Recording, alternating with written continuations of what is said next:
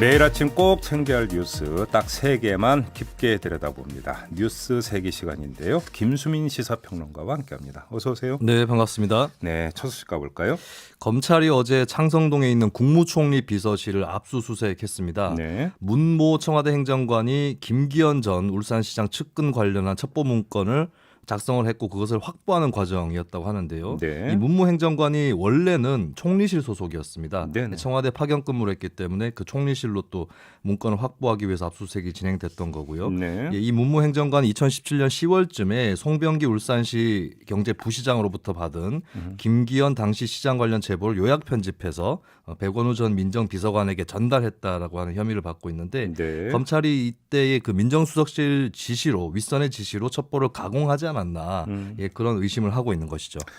그러게요. 뭐 자유한국당 의원도 뭐 그렇게 어제 주장을 했다고 보도가 나오던데 일단 좀 확인을 해봐야 되는 문제인 것 같고요. 또 송병기 그 울산시 경제부시장의 수첩 내용이 공개가 됐다 이런 얘기도 있어요. 네, 검찰이 확보한 송 부시장 수첩에 청와대가 송철호 시장 출마를 권유했다, 뭐 이런 정황들이 담겨져 있다는 보도가 나오고 있습니다. 네. 또 송 시장을 어떤 단일 후보로 만들기 위해서 경쟁자를 정리한다 이런 계획 등도 적혀 있다고 하는데 네. 이 수첩에 적혀 있다고 해서 실제로 일어난 일은 아니기 때문에 모두 다 뭐 증거가 되거나 그렇지는 않을 거라고 보여지는데 어쨌든 예. 그 방향으로 수사가 확대될 전망이고요. 예. 그리고 수첩 내용이 어느 정도 사실로 확인이 되더라도 계속 논쟁거리가 남아 있을 것 같습니다. 왜냐하면은 대통령이나 청와대도 정치 행위자이기 때문에 네. 뭐 선거에 전혀 개입을 하는 게 뭐 틀렸다 이렇게 볼 수는 없는 것이고 네, 네. 어디까지가 부정이고 어디까지가 위법인가 논쟁일 수가 있는 거거든요. 그렇죠. 가령 뭐 대통령이 누군가에게 출마를 권유했다 이 자체가 과연 예전에 전례도 있었을 것이고 이게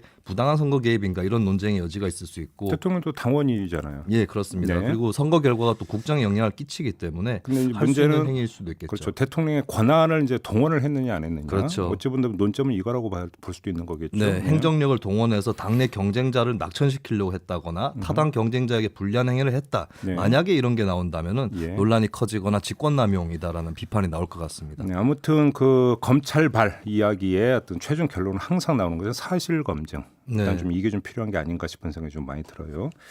자, 두 번째 뉴스로 넘어가 보죠. 네, 트럼프 미국 대통령의 탄핵안 표결이 오늘 오전 미국 하원의회에서 진행이 될 예정입니다. 네. 탄핵 사유는 우크라이나에 군사 원조를 하는 대가로 민주당의 조 바이든 전 부통령의 비리 조사를 압박했다라고 하는 혐의가 있고요. 네. 또 한편으로는 여기에 대한 하원의회 조사 활동을 방해했다는 혐의가 있습니다. 네.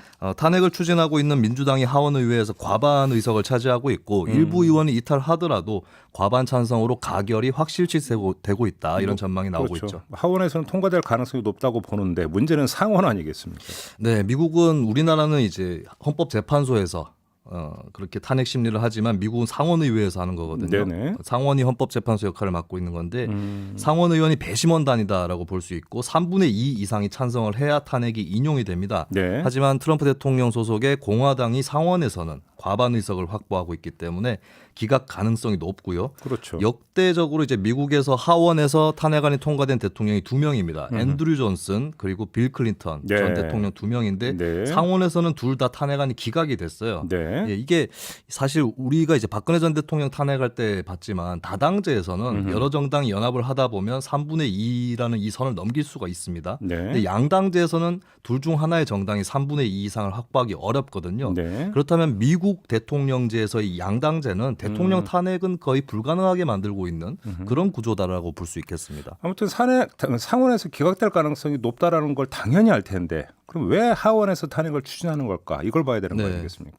상원에서의 그 구조 때문에 네. 탄핵은 어차피 어렵다는 것을 많은 사람들이 알고 있어서 네. 거꾸로 얘기하면은 이게 이제 기각이 되더라도 문제가 심각하지 않기 때문에 기각된 건 아니다.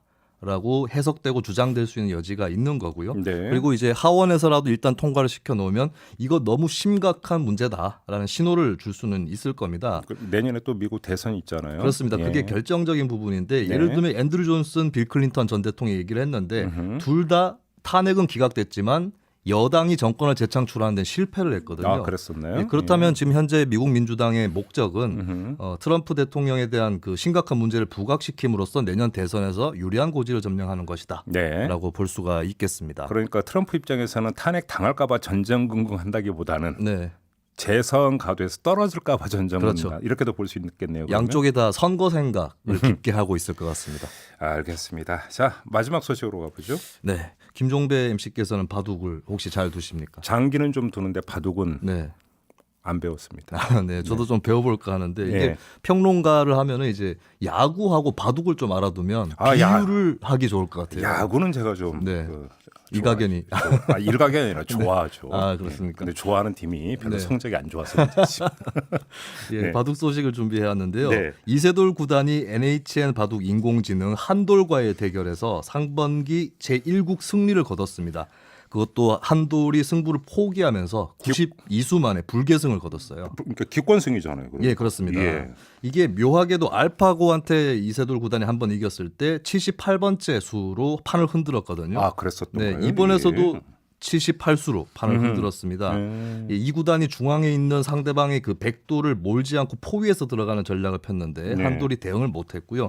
이것은 이세돌 구단도 예측을 못했다고 하고 해설자도 설명을 못한 그런 실수에 가까운 수였다고 합니다. 근데 그래서 지금 한돌하고 알파고고 누가 더 영리한가 이런 얘기 많이 나오던데요. 그렇습니다. 근데 이제 알파고 대국도 한 3년 정도 지난 거거든요. 예. 그 사이에 인공지능이 더 발전했기 때문에 그래서 이번에 이세돌 구단이 2점을 먼저 깔고 젖바둑을 뒀습니다. 네. 예, 근데 이게 또 변수가 됐다는 게 이 구단 또 젖바둑은 처음이라고 하지만 인공지능 한돌 역시도 젖바둑의 대비가 잘 안 돼 있었다는 평가가 있는 거고요. 네. 예, 그래서 이세돌의 기습이 한돌에게는 미처 배우지 못한 수가 아니었는가. 그래서 이제 한돌이 여러 가지 이제 스스로 대국을 두면서 빅데이터를 이렇게 축적하듯이 네. 그렇게 능력을 쌓아왔지만 그 능력 바깥으로 조금 나갔을 때 그때의 대처 능력은 인간에 비해 떨어지는 것 아닌가.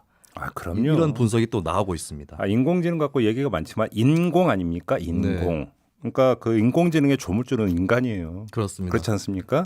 그렇게 위안하면서 살아야죠. 인간으로서. 그리고 이제 기술이 모든 것을 전적으로 결정한다라고 하는 기술 결정론 그렇죠. 이것에 대한 어떤 반성 회의도 네. 이번 대국에서 느낄 수 있을 것 같습니다. 아무튼 이세돌 구단 대단합니다. 네, 정말 대단합니다. 네. 자, 뉴스 세계 이렇게 마무리하죠. 김수민 시사평론가였습니다. 고맙습니다. 네, 감사합니다. 이슈의 핵심을 꿰뚫는 예리한 시선, 믿고 듣는 진품 시사 김종배 시선 집중.